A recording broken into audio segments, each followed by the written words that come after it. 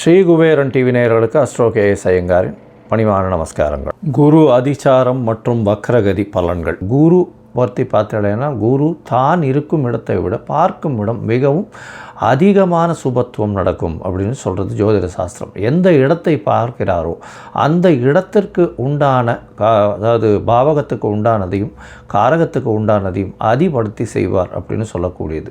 அதிபடுத்தி செய்வார்னா நல்லபடியாக செய்வார். அதாவது மறைந்த இடங்களை அவர் பார்த்தாலும் நல்ல ஒரு ஏற்றத்தை கூட அதன் மூலியமாக வரக்கூடிய லாபங்களையும் அதன் மூலியமாக வரக்கூடிய நன்மைகளையும் மட்டுமே அவர் செய்வார். குருவை பொறுத்தவரையிலும் நன்மைகளை மட்டுமே செய்வார். சரி, குருவிற்கு பார்த்தலையானால் எல்லா கிரகங்களுக்கும் சமசப்தம பார்வைகள் இருக்குது. ஆனால் குருவுக்கு பார்த்தோம்னா அதை விட அதிகமாக 5ஆம் பார்வையும் 9ஆம் பார்வையும் இருக்குது. அதாவது ஸ்பெஷல்னு சொல்லக்கூடியது அதிகமாக பார்க்கக்கூடிய குருவினுடைய பார்வை 5, 7, 9 அப்படின்னு 3 இடத்துல உழருது. இதன் மூலியமாக நல்ல ஒரு ஏற்றம் கிடைக்கும். 5ஆம் இடம் அப்படின்னு சொன்னோமே, ஆனால் எந்த ஒரு அதாவது ராசிக்கோ எந்த ஒரு லக்னத்திற்கும் பார்த்தாலேயானால் அந்த 5ஆம் இடம்னு சொல்லக்கூடியது பூர்வ புண்ணிய புத்திரஸ்தானம் அப்படின்னு சொல்லக்கூடியது. பூர்வ புண்ணிய புத்திரஸ்தானத்தை குரு பார்த்தால் அந்த குடும்பத்திற்கு மிகப்பெரிய ஏற்றம், குழந்தை பிராப்தி நல்லபடியாக இருக்கும், சந்ததிகள் வளரக்கூடிய வாய்ப்பு உண்டு, புகழ் அந்தஸ்து கௌரவம் வரும், அதிகமான படிப்புகள் படிக்கக்கூடிய வாய்ப்பு, மேல் படிப்புகள்லாம் படிக்கக்கூடிய வாய்ப்புகள் நிச்சயமாக இருக்கும். சப்தமத்தை குரு பார்க்குறார் அப்படின்னும் பொழுது 7ஆம் இடத்தை குரு பார்க்கும் பொழுது உங்களுக்கு என்ன வரும் அப்படின்னு பார்த்தாலேயானால் திருமணங்கள் நிச்சயிக்கப்படும். நல்ல திருமணங்கள் பெற்றோர்களின் சம்மதத்தின் மூலியமாக நிச்சயிக்கக்கூடிய வாய்ப்புகள் மிகவும் அதிகமாக இருக்கும். அது தவிர உங்களுடைய பார்ட்னர்ஷிப் கன்சர்ன், அது தவிர வியாபாரங்கள் நல்லபடியாக பெருகும். ஏன்னா குருவை பொறுத்தவரையிலும் காரகத்துவம்னு சொல்லக்கூடியது குரு புத்திர காரகன்னு சொல்கிறாங்க. அதை தவிர தன காரகன்னு சொல்கிறாங்க. அதனால் தொழில் முன்னேற்றம் வேணும் அப்படின்னா தொழில் ஸ்தானத்தையும் குரு பார்க்கணும். அதாவது 10ஆம் இடத்துல குரு பார்வை இருந்ததுன்னா பெரிய ஏற்றத்தை கொடுக்கும். அது தவிர 7ஆம் இடத்துல குரு 7ஆம் இடத்தை பார்த்தாலோ அது 7ஆம் இடத்தில் இருந்தாலோ கண்டிப்பாக உங்களுக்கு அதாவது கூட்டு தொழிலில் ஒரு பெரிய வெற்றியை கொடுக்கக்கூடிய காலகட்டமாக அமையும்.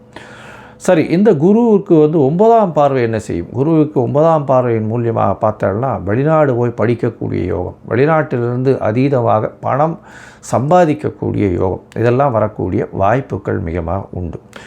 குரு 11ஆம் வீட்டையே பார்க்கக்கூடிய நிலைமை வந்ததே. ஆனால் அதாவது அவர் 11ஆம் வீட்டை பார்க்குறார் அப்படின்னா அதீதமான லாபத்தை திடீரென்று கொடுக்கக்கூடிய, ஏன்னா லாபஸ்தானத்தை தன காரகனே பார்க்கறது பெரிய விசேஷத்தை கொடுக்கக்கூடிய காலகட்டமாக அமையும். பொதுவாகவே குரு அப்படின்னு எடுத்தோமே ஆனால் அவர் அதீத சுவர், மிகப்பெரிய ஏற்றத்தை கொடுப்பார்.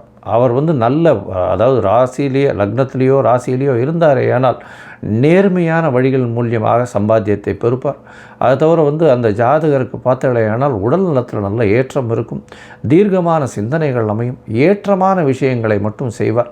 அவர் போனாலே அவருக்கு பெரிய மரியாதையும் இது இருக்கக்கூடிய வாய்ப்புகள் நிச்சயமாக இருக்கும். சரி, இந்த குரு ஒவ்வொரு ராசிக்கும் என்னென்ன பலன்களை கொடுக்க போகிறார்? இப்போ அதிசாரம்னா என்ன அப்படின்னு பார்த்தீங்கன்னா, அதிகமாக சாரம் என்றால் அதாவது வேகமாக செல்லக்கூடியது என்று அர்த்தம்.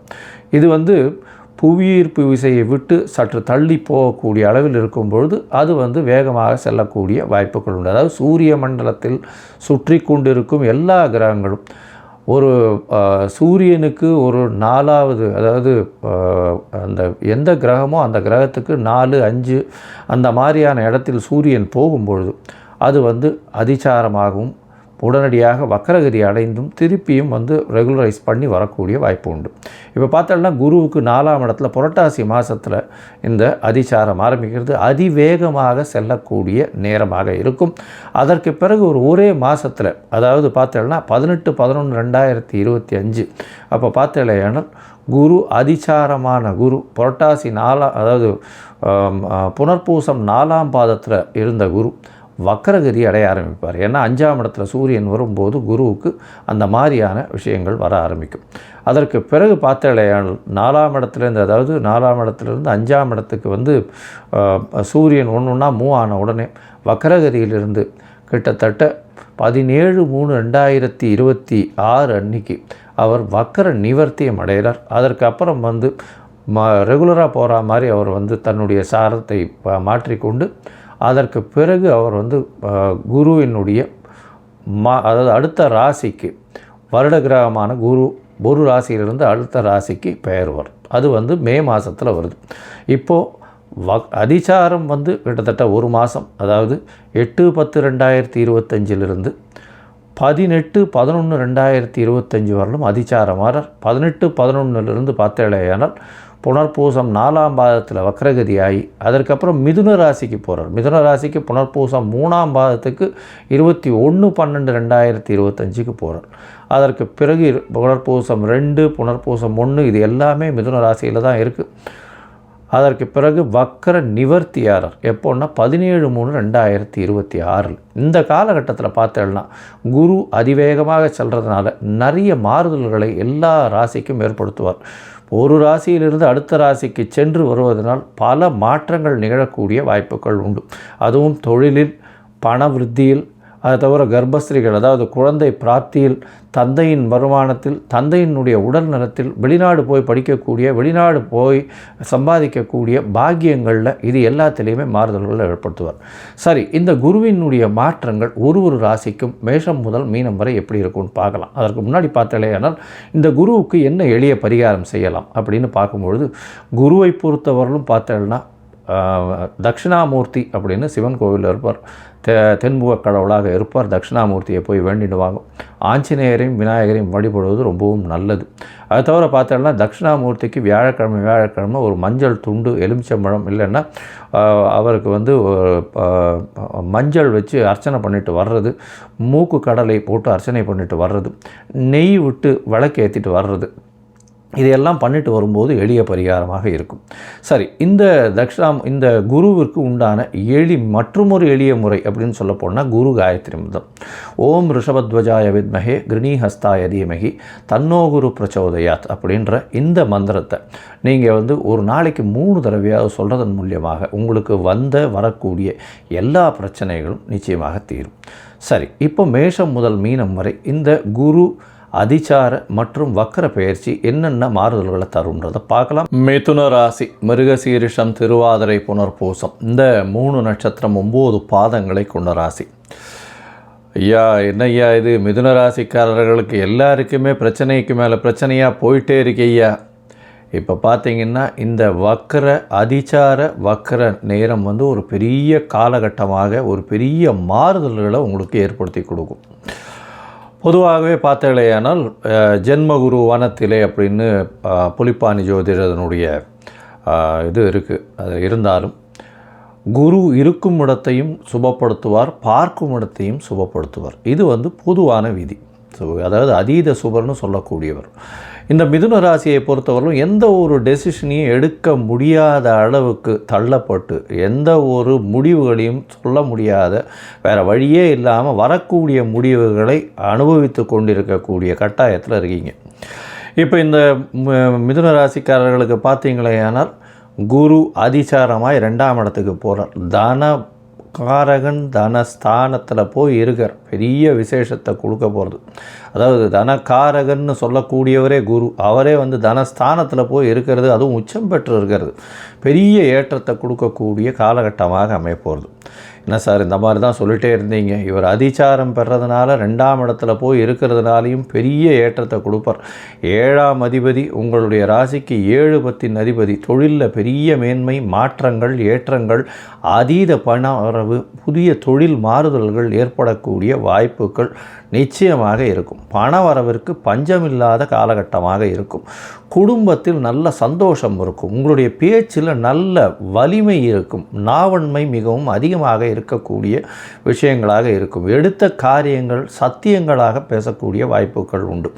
உங்களுடைய ராசிக்கு பார்த்தோன்னா 2ஆம் இடத்துலையே குரு இருக்கிறதுனால குரு உங்களுடைய ராசியின் அதாவது 6ஆம் இடத்தையும் பார்க்குறார், 8ஆம் இடத்தையும் பார்க்குறார், 10ஆம் இடத்தையும் பார்க்குறார். அதாவது 8/10/2025 21/12/2025 வரலும் உண்டான காலகட்டத்தில் பார்த்தீங்களேனால் கண்டிப்பாக குருவினுடைய மாற்றம் பெரிய ஏற்றத்தை கொடுக்க போகிறது. மறைந்த இடத்திலிருந்து திடீர் செல்வங்கள் வரக்கூடிய வாய்ப்புகள் நிச்சயமாக உண்டு.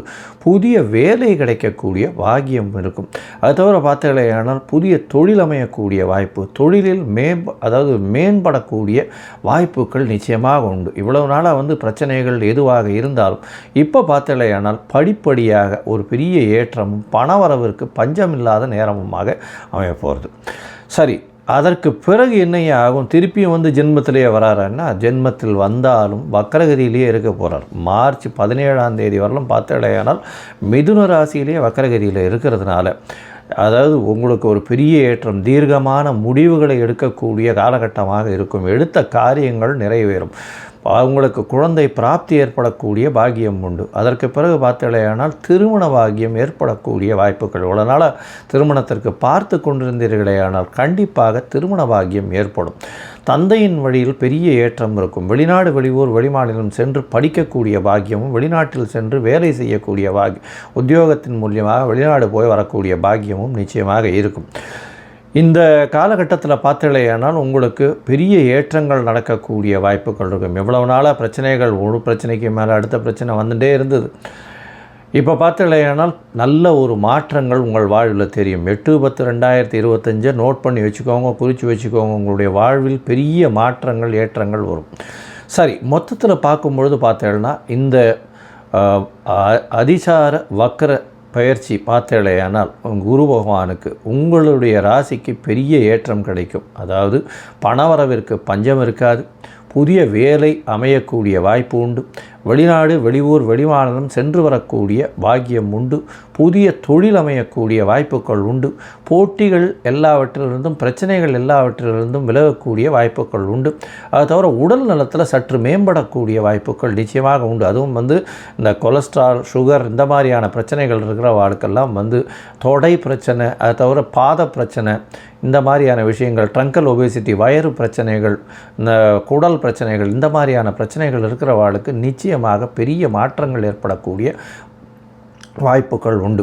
கவிஞர்கள், கட்டுரை எழுதுபவர்கள், கலைத்துறையில் இருக்கிறவங்க, இவங்களுக்கெல்லாம் பெரிய ஏற்றம் கிடைக்கக்கூடிய வாய்ப்புகள் கண்டிப்பாக இருக்கும். எலக்ட்ரிக்கல், எலக்ட்ரானிக் சம்பந்தமான விஷயங்கள், அதை தவிர என்ஜினியரிங் கிராஜுவேட்ஸு, அக்கௌண்ட்ஸு, காமர்ஸ் அந்த மாதிரி விஷயங்கள், ஜோதிடம் சொல்பவர்கள், அவர்களுக்கெல்லாம் பெரிய ஏற்றம் கிடைக்கக்கூடிய வாய்ப்புகள் நிச்சயமாக உண்டு. உங்களுடைய ராசியிலேயே வக்கரகதியில் குரு பகவான் இருக்கும் பொழுது தீர்க்கமான முடிவுகள் எடுக்கக்கூடிய காலகட்டமாக அமையும்.